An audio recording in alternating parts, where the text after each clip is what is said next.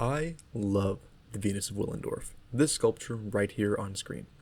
I love her so much that whenever I went to visit some friends of mine in Vienna, I made a solo trip at like 7 in the morning after a night of drinking to go and see her. I think she's beautiful, and by the end of the video, I hope that you think so too, or at least understand her better. So for that reason, I thought it might be a worthy endeavor to try to make her in Blender. Now my process for all of these models is very simple, where I'm beginning with blocking out the shapes with subdivided cubes and trying to get the general form and proportion right. And that's a good place to start talking about her. What's the deal with her proportions? So looking at the Venus of Willendorf, she's not shaped how we usually think of a woman, right? Like, I mean, there's no feet, her arms aren't a typical length, and like, what's the deal with her hair? I mean, she's clearly stylized, but she still has lots of little anatomical details. Now the question is, why? When modern people depict women in art, they usually exaggerate features for a particular reason, and that's mostly thanks to the male gaze, but it's usually to make her more or less attractive to the artist or the artist's intended audience. But the Venus of Willendorf, she's really old, at least 25,000 years old. That's in the Paleolithic period. So why are her features exaggerated?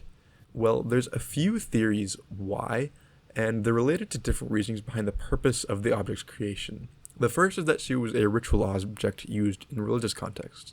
If this is the reason, then that means that her features are related to her being some kind of fertility goddess. Big boobs, pregnant belly, wide hips, you get the drill. Anyways, with the general form created, I'm now going to select all to turn it into one mesh, add a remesh modifier, and then start adding details. I want to shout out the part where I made the crown because I think it's worth sharing. I started off trying to make it using a curve and an array modifier, but the curve wasn't sticking to the surface the way I wanted it to, so I pivoted to an approach using geometry nodes where I copied a low poly version of the head and instanced UV spheres on the points, which I think turned out really nice.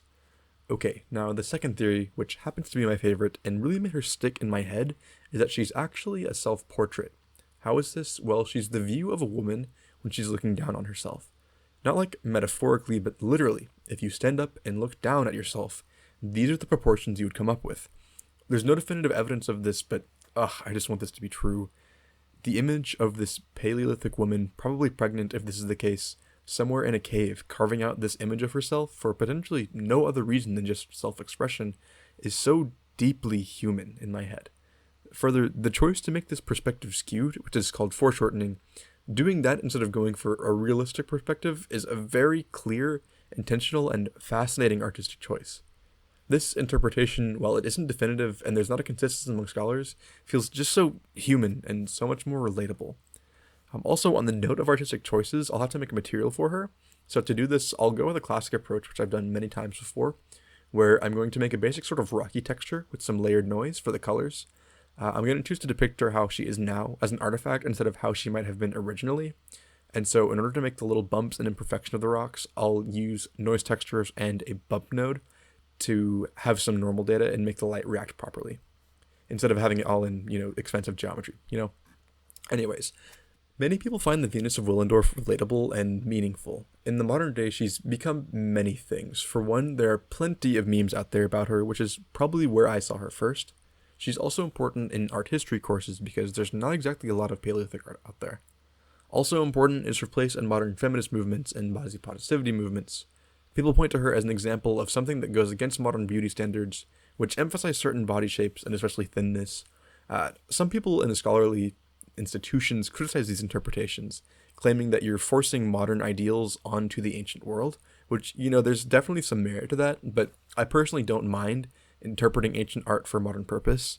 The interpretation of ancient art and art in general will change over time, and I love when ancient history is shared either way and made relevant, so I'm pretty much all here for it.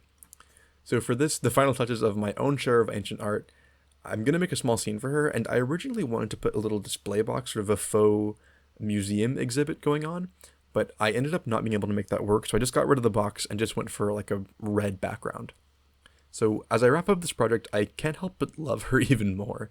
She reminds me of my trip to Vienna with my friends, and she's one of the first pieces of art that I was really interested in learning more about.